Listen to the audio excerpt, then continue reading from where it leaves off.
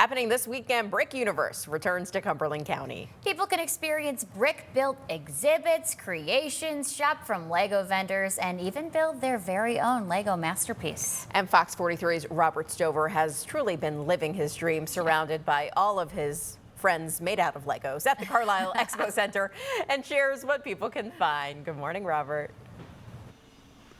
Good morning. I am feeling nothing but inspired this morning, taking a sneak peek at some of these displays that will be featured at this year's BrickUniverse, again happening here in Cumberland County. We're starting to see a few more vendors start to enter in the building, some Lego sets, but joining me once again this morning, first time for this hour too, we have Leah, who is one of the artists featured here at the event.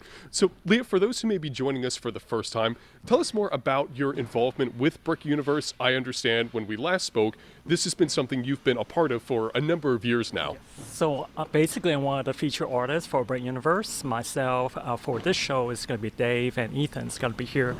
And my specialty is NASA-related Lego models. So from different launch pad to the International Space Station that you will see this weekend.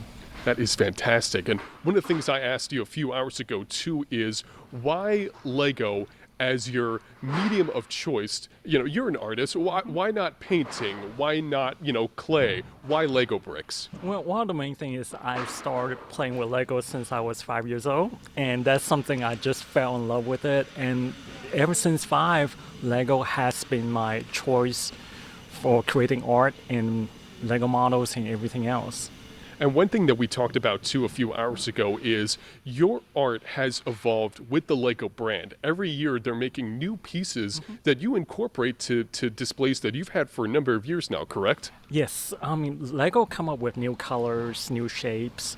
So whenever Lego come up with a new piece that I can replace on what I have on the model, I will go back in and redo it so that way I can add more detail into my models. So speaking of a model, we have one right here. This is not the one that we looked at around 6:30 this morning. This is an entirely separate model. So take us through what we have before us. So this one right here is the launch pad 39B.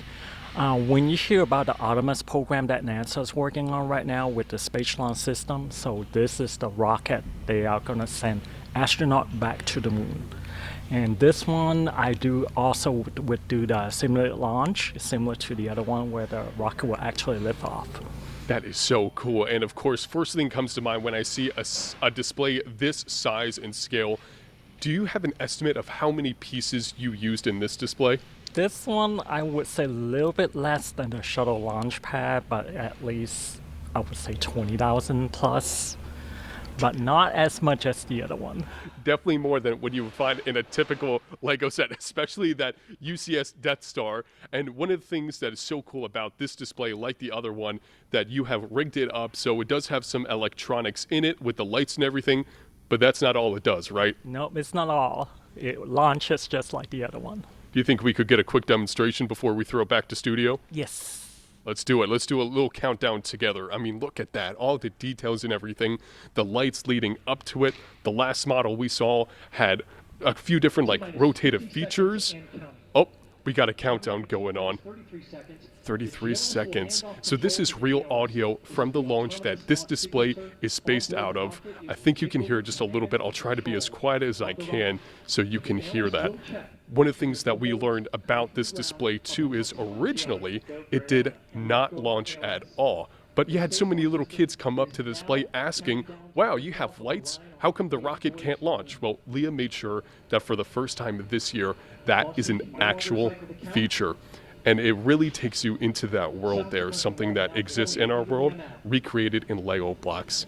And I think we're going to get to the countdown here in just a few more seconds. Waiting for the fog machine. Did you hear that? There's a fog machine part of it too to really make this thing work in real life. Here we go. 5, 4, 3, 2, 1. Launch. Look at that. There it goes. Slowly but surely. Oh my gosh. You have the LED lights. You have the Lego flames and everything like that too. And like a phoenix rising from the ashes, there is the rocket. You have the sound effects and everything. That is so cool. Even with the fog itself making a little smoke effect. So cool. Everybody, make sure your eyes are still glued to the screen. If you want to see this display in person, doors open at the Expo Center tomorrow at 10 a.m., closed by 4 p.m. Same hours on Sunday, 10 a.m. to 4 p.m. I'll have some information about some VIP admission passes that you can find on our website, fox43.com. Live in Carlisle, Cumberland County, Robert Stover, Fox 43 News. Pretty neat stuff, Robert. That was really cool. Thanks so much. Yeah, what an impressive display. We know you're living your dream out there. We'll be right back after a short break.